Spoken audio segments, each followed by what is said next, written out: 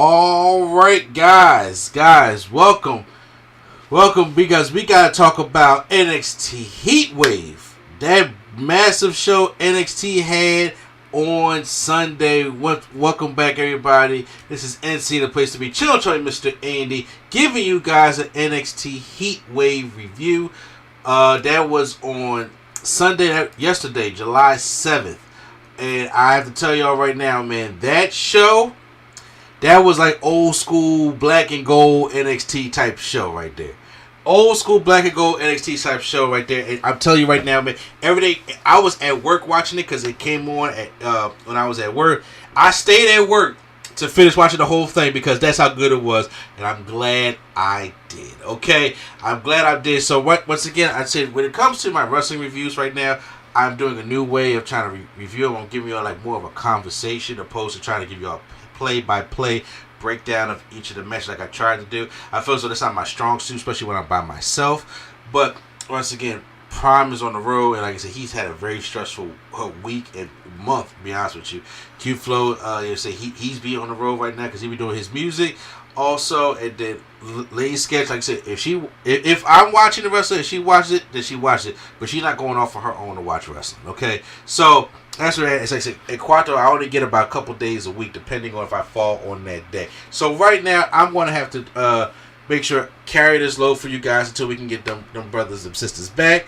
But this is I feel as though my strong suit is I like to have conversations, stuff like this. So that's what I'm going to do. So I'm not going back into like the full breakdowns of spot by spot by spot. I'm going to miss some stuff. I'm going to talk about highlights and going right up into this because this show right here, awesome ass show. And right now, what we did, we kicked it off with the North American Championship match of Wesley taking on Obafemi. If Wesley loses, he cannot no longer challenge for a North American Championship. And Wesley calls himself the greatest North American champion that there ever was in NXT. So, what's he going to do? Once again, this match was highlight. Obafemi is a freak of nature, okay? Obafemi is a freak of nature, all right? And Wesley, being a small guy, to be able to sell for him.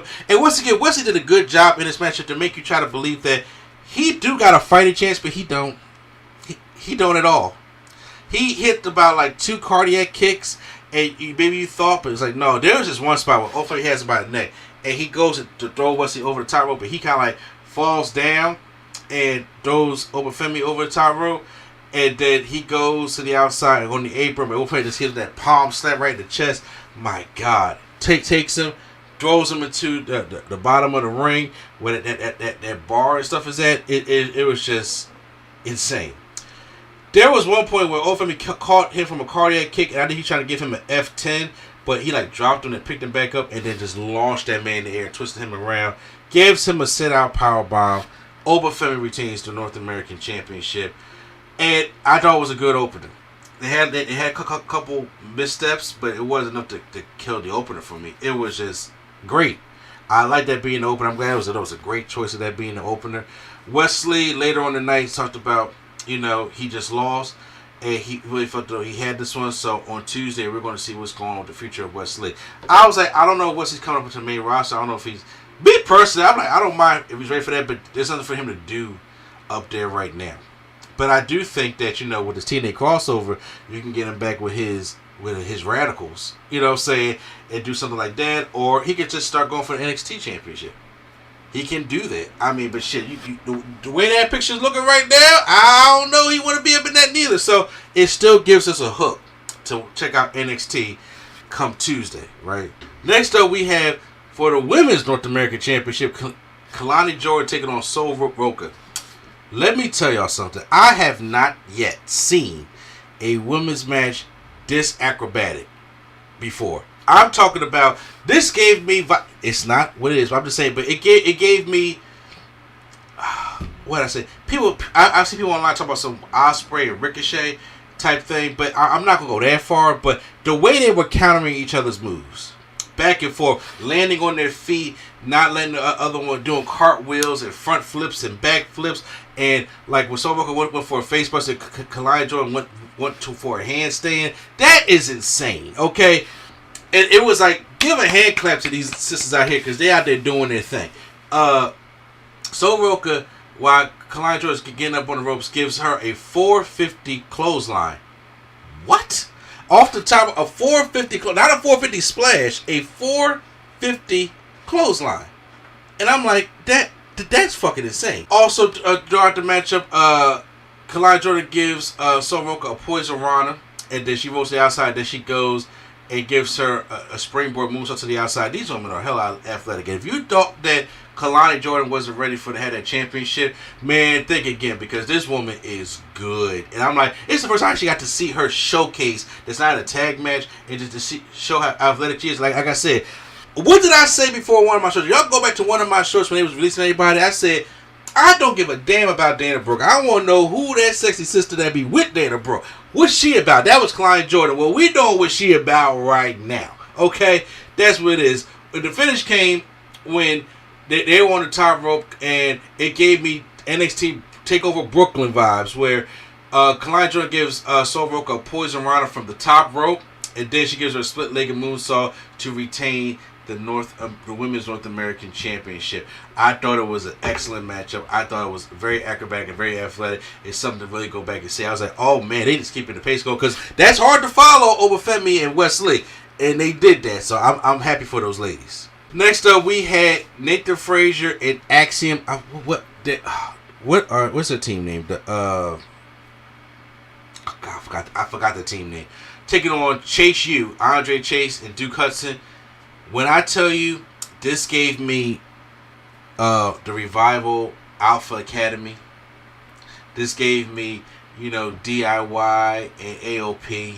It gave me that classic old school NXT tag team matches. To the point where we were excited to see them tag team matches, because that's how this match was. Constant action, constant near falls, to where we thought anyone was going to kick out. The one great spot of the match, excuse me, is when Nathan Frazier does a 450 splash onto Duke Hudson. And he pins, he goes for the pin. The way to break up the pin is Andre Chase jumps off his back and to break the pin up, but in the meantime goes and gives Axiom a Canadian Destroyer. That's what I'm calling, we're in Canada, a Canadian Destroyer on the mat. Insane. They was really going at it here, but there was a special kick that Axiom gave Andre Chase, because I looked away, I looked back, because this match is going literally so fucking fast. But Nathan Frazier and Axiom retained their tag team championships. I thought it was a really great matchup. It was just spot after spot after spot after spot after spot, action after action, drama after drama. And that's why you do tag team matches. I like when I see tag team matches like that. And like Chase U could have won that matchup, but it stays to Axiom and Nathan Frazier, which I love that matchup. I know they try to tease friction. Nah, we good. We good over here. Then it was time for the calm down match, right? And yes, this match was probably the weakest on the card, but it wasn't a bad match. It was just out of Obafemi and Wesley to Kalani Jordan and Soroka to that tag team matchup. It's like you had to exhale. It was like, and you had to exhale. You know what I'm saying? And this was the exhale match. It was the come down match. And honestly, it was cool. Lola Vice is still making a transition from MMA to Bellator to wrestling. I think she's doing really good at it. Roxanne Perez, is always good at what she does. But the thing was, I felt as though, like, for Lola Vice, I understand that you got that never give up spirit. 5 pop rocks is a lot, especially one on the announce table. 5 pop rocks is because she gave her one, she kicked out, and she goes to the announce table, gives her another one on the announce table, and then towards the end, she just gives her like 3 back-to-back pop rocks. And I was just like, I don't think Lola Vice needs 5 pop rocks to get her down. You know what I'm saying? I felt as though that right there is like, okay, that's overkill. Okay, like when y'all playing Street Fighter, and when you gotta go and beat up the truck and stuff like that, you beating the shit out that truck. It's like, wait, overkill. We just need you to beat it up and explode. That's what I felt as though it was doing, right? So I feel as though that this right here, it was a decent matchup. Roxanne Perez retains, but I think it was a little bit much of overkill. Main event time. That fatal 4-way matchup between All Ego, Ethan Page, Shawn Spears, Javon Evans, a.k.a. Flat and Trick Williams. First for the NXT Championship.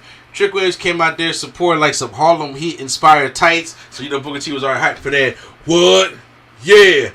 I like it. You know what I'm saying? Oh, yeah, man. Which is part of the song now. So it's like you just gotta, if Booker T's not even ever there no more, you gotta implement that into the song now, into the actual words of the song. It has to be there, right? MVP is Javon Evans. MVP is Javon Evans. This man moves like, I remember the term used to use, a gazelle. The man is just effortlessly flying all around. What Javon Evans, you know what he gives me? For anybody who remembers Angelico, who was in there with in Lucha Underground. And then he came in there and had a short run at AEW with the tag team with oh God, what's his name? It's gonna bother me. It's gonna come at the worst time. But you know what I'm talking about. But Angelico, he was very tall, lanky, but the way he moved. That's what Javon, like the black version. That's what Javon Evans is giving me right now. And he was all over this matchup. And since it was a fatal 4-way, Shawn Spears had his all painted white chair out, and so he used the chair, gave a C4 to, I believe it was All Ego Ethan Page to the corner. So on the outside, it clogged the announce table, right? Trick Williams is beating up on Ethan Page, but then I know it's like you have the shot of just Trick Williams by the barricade beating up on Ethan Page, and all of a sudden he looks up and screams. Javon Evans comes flying over the corner. And I never seen this done before like this. He flies so far, he knocks Trick Williams through the barricade. We know that barricade is rigged for the Spear spot. We know it's an easy type to break type thing. And we always see Spears go through it, tackles go through it, hip attacks go through it. We've seen all that kind of stuff happen to a barricade. I ain't never seen somebody dive from inside the ring to the outside and knock somebody through the barricade. I ain't never seen that, okay? And I was like, this is insane.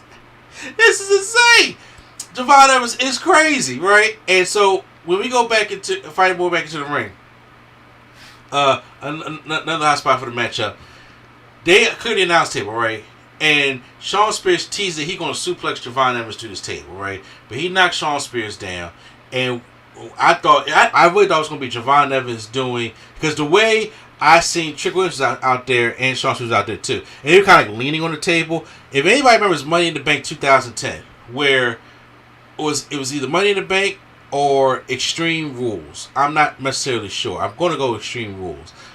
It was Sheamus versus Kofi Kingston. And Sheamus was leaning up on the table, like he was still standing. And Kofi goes to top up and does his boom drop from the top. And Sheamus leans back just a little to catch him to go through the table. That's what I thought was about to happen with this announce table, right? But that doesn't happen. So they go away from the announce table for a while. So then it's Trick and, first of all, Javon Evans goes and he starts taking out Shawn Spears. He does his little corkscrew spin move. He does his little diving Cody Cutter. And the thing is, Javon Evans almost won this thing twice. But Trick Williams comes out of nowhere to save his championship and keeps knocking Javon Evans off, right? So they go at it.